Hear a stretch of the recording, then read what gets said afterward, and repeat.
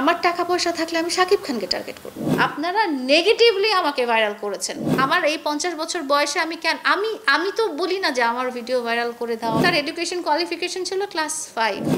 প্রথম কথা হচ্ছে যে টার্গেট যদি করতেই হয় টাকা পয়সা দিয়ে, তাহলে আমি টিকটকার প্রিন্স মামুনকে কেন টার্গেট করব? আমার টাকা পয়সা থাকলে আমি শাকিব খানকে টার্গেট করব।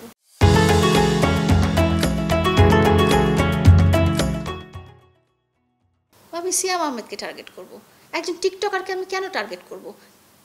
একজন টিকটকারের কাছে সম্পর্ক হওয়ার পরে আমার তো নিজের অপমান, বদনাম, মান সম্মান হানি এগুলো ছাড়া তো আর কিছুই হয়নি। ও যেমন এক্সাম্পল টেনেছে যে আমাদের মেগাস্টার শাকিব খান ভাইয়ের একটা ব্যাপার নিয়ে একটা এক্সাম্পল টেনেছে। ওনার শাকিব খান ভাইয়ের ব্যাপার তার ব্যক্তিগত ব্যাপার। আমি কারো নেগেটিভ জিনিস কেন আমি এক্সাম্পল নিব? তারপরেও যেহেতু সে আমার লাইফ পার্টনার, যেহেতু সে তখন আমার ভালোবাসার মানুষ হয়ে গিয়েছিল, তো আমি চাবো যে হ্যাঁ ও তো পড়ালেখা নাই, ও তো কোনো কর্পোরেট জব করতে পারবে না, ও কোনো সরকারি কাজ করতে পারবে না, আর ও বিজনেস করতে পারবে কিনা সেটা নিয়েও আমি যথেষ্ট সন্দিহান। তো ওর তো মিডিয়াতেই ক্যারিয়ার করতে হবে। তো এই ব্যাপারগুলো নিয়ে ঠিক আছে, কোনো সমস্যা নাই। আমি তো জীবনের শেষ পর্যায়ে এখন, আমার তো অত ফ্যান্টাসির কিছু নাই যে আমার বিয়ে নিয়ে খুব বড় কিছু হবে বা লোকজনকে আমার বলতে হবে। আমার ঘর শান্তিতে আছে, আমি শান্তিতে আছি, আমার লাইফ পার্টনার শান্তিতে আছে, আমার বাচ্চারা তাকে খুব আদর করছে, সে বাচ্চাদেরকে আদর করছে, তার ফ্যামিলির সাথে আমার একটা ভালো বন্ডে যাচ্ছে। এতটুক নিয়ে একটা সাধারণ গৃহিণী যেরকম যেভাবে থাকতে চায়, আমি বাসায় ওরকমই ছিলাম। ও নিজেই বলেছে লায়লা শুধু অফিসে যেত, পার্কে হাঁটতো আর বাসায় আসতো, এটা ছাড়া লায়লা আর কিচ্ছু করতো না। হ্যাঁ, আমি জাস্ট গত 1 বছর ও যখন ছিল না তখন আমি ভিডিও করি, বাট এর আগে আমার লাইফটা ওরকমই ছিল। আমি অফিসে যেতাম, বাসায় আসতাম, বাসার কার্যক্রম দেখতাম, আবার অফিসে যেতাম বা পার্কে হাঁটতাম। সো আমি একজন MBA করা পারসন, 28 ইয়ার্স ধরে কর্পোরেট লাইফে জব করছি, মিলিটারি ব্যাকগ্রাউন্ডের একজন মেয়ে, এবং আমার লাইফ পার্টনাররাও যারা হাইলি এডুকেটেড এবং উচ্চপদস্থ সরকারি কর্মকর্তা, তাহলে আমার আগেরগুলোও তো ওরকম টার্গেট হতে পারতো।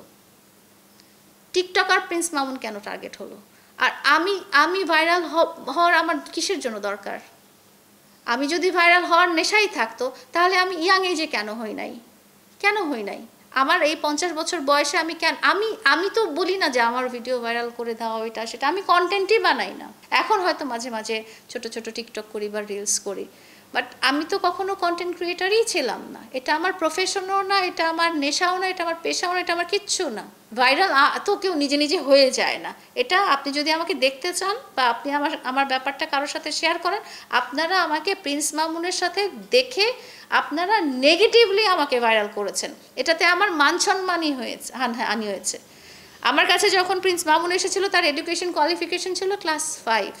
কিন্তু ওই যে বললাম, আমার অসুস্থ বাচ্চা, আমার মানসিক স্টেট, লোনলিনেস, এগুলো সব কিছুকেই সে এবং তার পরিবারও বলবো, কারণ যেহেতু পুরো সম্পর্কটাই আপনারা আগেও দেখেছেন, ওরা আম্মুর ইন্টারভিউ দেখেছেন, পুরো ব্যাপারটাই তার পরিবারের সম্মতিতে হয়েছে।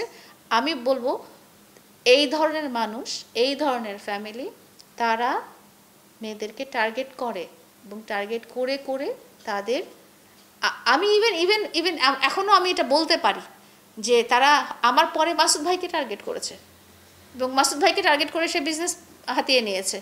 এটা আমার এখন মনে হচ্ছে এটা ভুল না কিছু।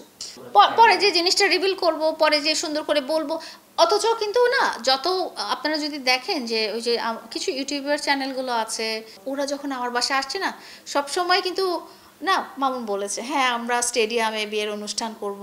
ইভেন লাস্ট আমাদের যে ইন্টারভিউটা ছিল সেখানেও সে বলেছে যে আমরা স্টেডিয়ামে অনেক বড় করে প্রোগ্রাম করব, আমরা চিন্তা করব ছেলে বাবু হবে না মেয়ে বাবু হবে।